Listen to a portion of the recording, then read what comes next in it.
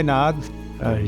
Good to see you. Good to see you too, Jay. I understand that you have started a new business unit called AI Native Business and Platform Unit. Can you talk a little bit about what prompted that? What is the strategic vision of it, and what's the impact on Wipro and the industry? As you know, Wipro has been forefront of moving at every technology cycle disruption. We were the first company in the world to move from a solvent extraction to a hardware company. And we designed microcomputers and mini computers at some point of time. And we were also the first company to move from hardware to software products and from software products to IT services. I think at this technology disruption, we see a new innovation cycle.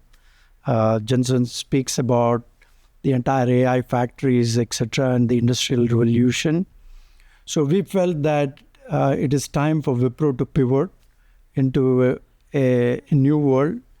The objective here is to transform companies into AI native businesses through our own intellectual property. Wipro is a conglomerate, as you know, first of all. It's into technology, but it has other businesses like consumer care, etc. We believe that AI is extremely beneficial for companies which have a conglomerate advantage. And Wipro is well positioned for that. Second, we were way ahead of the market in terms of investing in a venture capital fund and a PE fund. And the PE fund is approximately $30 billion in portfolio. And the venture capital fund has an outlay of $1 billion. So together, if you take, we have our own build platforms which are 100% owned. Wipro owns its own platforms, like we have a very big life insurance platform. NVIDIA and Wipro worked on the healthcare platform. We are big in mortgage. We have a large platform in the aviation industry. So we have our own platforms.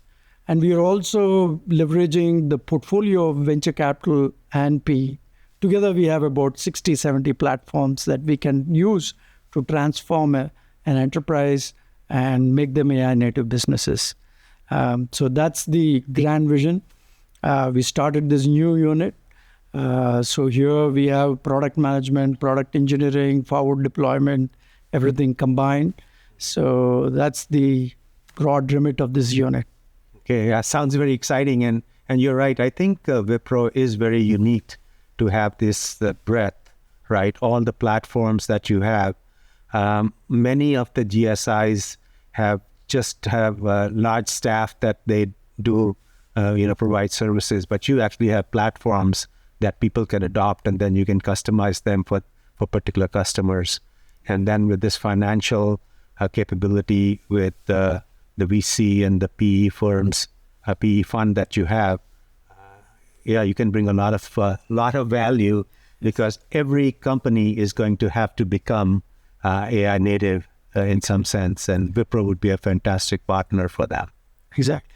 Jay, I think a year ago, I met Jensen on the same coffee table, and we were discussing about generative AI and how it is going to rule. Over the last 1 year, the discussion moved from generative AI to agentic systems. A lot of discussion on coding assistants. There's a lot of investments. Companies, cloud providers are investing trillions of dollars in data centers. How do you see this whole thing shaping in the next 1 year? And how does return on investment work in this whole thing? Yeah, AI is moving so fast, and it's not just in 1 year, but just over the last couple of months. It seems like things have changed completely. Remember, I think even a year ago, people were still wondering a little bit about all this money is being invested in AI factories and so on, and models, and when are we going to really see the return on investment? But I think maybe OpenClaw was the ChatGPT moment when Agentic AI sort of came to everybody's consciousness. So AI, instead of just answering questions, can now do really useful work. Of course, coding was one of the first ones with Claude Code and Codex and so on. But then really which essentially puts a harness around the models, right? But anyway, it started with that. But now we know agents can do useful work in many areas, right? Drug discovery, customer support, many of the automations in industrial AI and so on. And so I think the psychology has completely changed. Anthropic and OpenAI, etc., you can see how their revenue has just gone parabolic. They're completely, their revenue is completely determined by how much compute capacity they have. And the tokens that they are generating for Agentic AI, a lot of tokens, but they are profitable tokens. So when something becomes profitable, then of course companies want to build more of it and so on. So at this point, I don't hear anybody talking about where is the ROI. I think it's very obvious at this point, and people really want to move as quickly as possible into deploying AI to help them. We've totally gone from where people were just using AI for experimentation to where they want to seriously deploy AI to help improve the revenue and productivity of their company. So one question that comes to my mind was when this whole thing started, it went really parabolic that you just said. But you also see news about companies pulling back because of token economics or whatever they're experiencing, that companies are beginning to feel that there's overspending and they're not getting the right bang for the buck. How should an enterprise govern in this world? That should it be so democratic in an enterprise that everybody has Anthropic licenses and or OpenAI licenses, and everybody plays around with it, and then you pull back? How should an enterprise govern in this context? Yeah, it's very interesting. So sometimes, especially in Silicon Valley, we just tend to pivot very quickly. In the beginning, people were hesitant about the ROI. And then when they saw that these agents could really make employees so much more productive, all of a sudden, they just completely switched. And in many companies, they were actually encouraging their employees to maximize the use of tokens and so on. They used to have leaderboards saying, these are the engineers that are using the most tokens. And however, pretty soon what happened, as you saw, I'm sure the story about Uber and so on, they all of a sudden used up all the AI budget within a couple of months. And, so now people realize that even though obviously this is a really powerful technology and can make employees very productive, these are, in some sense, these agents are digital employees. And just like, for real employees, you would have some kind of a strategy in terms of, how you bring them into the enterprise and onboard them and use them in a proper, effective way. You need to have the same thing when you are deploying agents within your enterprise. You can't just have everybody randomly sort of come up with agents to help themselves. You have to have a company-wide and enterprise-wide strategy. In fact, I think that's where someone like Wipro could really help them. Correct. Right. That's the objective of AI Native Business Unit. We're going to build an agentic world, and the services business will build a human world, and we are going to bring these two together for the enterprise. So very interesting when you speak about governance, but you also see, companies. Today Microsoft announced a major partnership with Chevron for energy consumption. There is cloud, there is on-prem. How should enterprises look at infrastructure in general, especially with respect to the rising costs of energy, cooling, and the whole thermodynamics problem? And now Musk is putting data centers in orbit. So how do you see this, the infrastructure problem? Yeah, so to have a proper agentic strategy for a company, I think there is two things that are important. One, of course, is when you build this up, you have to make sure, as you said, governance is very important, safety is very important. These are very powerful technologies, and you want to make sure that these agents have access to the right information and so on, and they don't go rogue on you, and they work cooperatively and so forth. So there needs to be a whole safety and governance framework around it. Then the second thing that is important is to keep costs in check. Going back to your previous question, you don't want every agent basically to be using frontier models. Frontier models are great, and for maybe some of the most cutting edge use cases, you want those agents. But these agents are going to spawn sub-agents and specialized agents and so on. And those agents, don't necessarily have to be the latest frontier model. In fact, in many cases, they can be open source models that can be used, right? So I think that is another way where somebody really needs to look at the overall strategy and say which agents are frontier models, which agents are using open source models and so forth, and that will control costs. Just as a data point, there are 1,100 LLMs on Hugging Spot.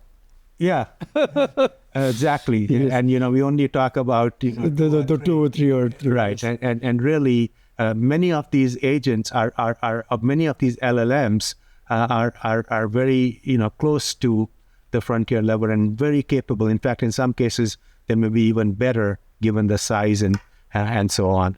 And by the way, I think that NVIDIA now is very committed to having open source models, the Nemotron models that are going to be also, I think, very competitive. And then, as you said, large language models actually are just one type of models. Correct. There are so many different models, and models for, biology and chemistry and physical AI and so on. And in fact, NVIDIA has a whole suite of models. And so there's a whole strategy of which models to use, right? And then finally, you also have to decide what you want to do on-prem and what you want to do in the cloud. I think the right strategy absolutely is to have some kind of a hybrid environment, and hopefully maybe a single pane of glass, so you can almost move between the two, cloud, on-prem, at the edge, wherever you want to deploy AI, you should be able to do that in a transparent way. And there's definitely advantages to doing things in the right place. Cloud is, of course, very available, but if you're doing things at scale, I think on-prem is more cost-effective, right? And also then, in many cases, companies have private data, a lot of proprietary knowledge that they don't necessarily want to upload into, public models and proprietary models and so on. They want to keep control over it. So there's many things, many considerations to take into account. And so I think the best thing for an enterprise to do is not to be tied to one model company or the other, but to have somebody like Wipro that is very expert, can really understand the dynamics of their business, really understands the technology and so forth, and help come up with a business plan that will give them, the best ROI, the most impact to their business, and also do it in a very cost-effective way. And I think so the new company that you're starting, I think the timing is just right. Yes. And there's going to be a lot of demand Yes. for the business. Yeah. Yes. NVIDIA and Wipro partnered for healthcare, and we did some amazing work. Today, combined, we manage almost everything through AI, including voice, claims processing, et cetera, et cetera. One of the challenges we also come across, you see a lot of companies that are facing today, and you see the federal government asking Anthropic to shut down certain models, et cetera, for national security, et cetera, and Mythos comes into play in terms of how a country should look at it. And you also see a lot of companies are focusing on national LLMs, which is like Sarvam in India and Mistral in France. So how do you see the global models versus national models? You see security driving, prohibiting certain models to come into the sovereignty of a nation. So how do you see this whole security thing playing both national security as well as security at an enterprise level?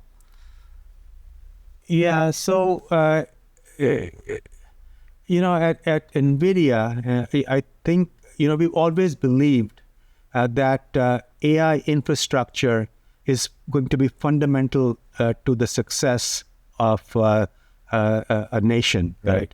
And you cannot just outsource fundamental infrastructure just to global players. It just doesn't make any sense for national security reasons. These models should encompass the values and culture of the company and so forth. Plus, the other very important thing is when you have AI factories in your own country, these are manufacturing factories. Yeah, they're manufacturing, tokens as intelligence, but it's a manufacturing industry nonetheless. And you want to have that industry resident in your own country, because there's always this multiplier effect when you have, do manufacturing in your own country and serve your own startups and research institutions and your own companies, within the country. So there is both national security reasons and good economic reasons why you want to have a sovereign AI. I think this recent situation with Mythos and Fable, where the U.S. government decided that this model is too advanced and it needs the right guardrails. Otherwise, you could be susceptible to cyber attacks and so on. I think that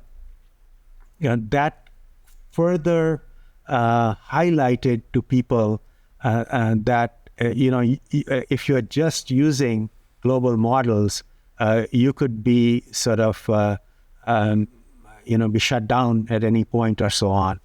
So you really do need to have, and not to say you should not use global models; these are the most powerful ones. But you also should have a strategy that encompasses local sovereign models and so on for many reasons. Yeah. Last question, Jay. Wipro and NVIDIA were the first companies to partner in the IT services space. What do you recommend to any GSI, because they believe that services is going to disappear in AI first world? So how do you see the partnership for companies like Wipro, and what is your next 2 years, how it's going to look like, our partnership? Oh, I hope it goes from strength to strength. As you said, we've been working together for so long, and there is this element of trust that is there between the two companies. And, we always disclose to you sort of where our products and technology are going.